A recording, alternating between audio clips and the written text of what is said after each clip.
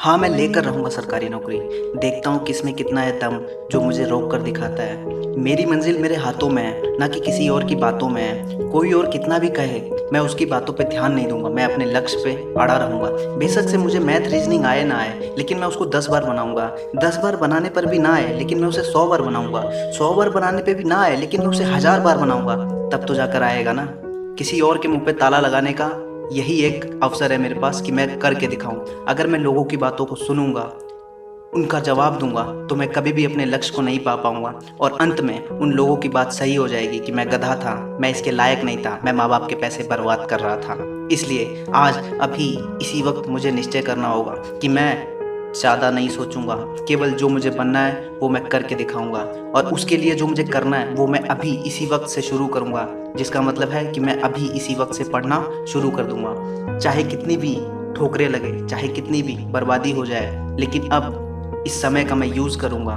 माँ-बाप के सपनों को पूरा करूँगा। दुनिया में बहुत सारे लोगों ने मुझे कहा, तुम ये करो, तुम वो करो, लेकिन अब मैं किसी की नहीं सुनूँगा क्योंकि ठोकरें खा-खा कर मैं सीख चुका हूँ कि केवल एक ही लक्ष्य है, वो है सरकारी नौकरी और उसको पाने का तरीका क्या है? केवल पढ़ाई। पढ़ाई चाहे जैसे करो, लेकिन बस पढ़ना है। किसी और के बताने के रास्ते पे नहीं चलना, केवल अपने रास्ते खुद बनाना है। अगर कोई कुछ कहता है, तो कोई कुछ कहता है, उसकी बातों पे ध्यान नहीं देना, मुझे अपनी ही बातों पे गुनगुनाना है। लोग मुझे जब तक पागल नहीं कहेंगे, तब तक मुझे मेरा लक्ष्य नहीं मिलेगा। इसलिए जब मुझे वो पागल कहेंगे, तब मुझे वो खुशी मिलेगी जो मुझे आज नहीं मिल रही है। इसलिए मुझे पागल बनना पड़ेगा। नहाना, धोना, खाना सब भूलना पड़ेगा।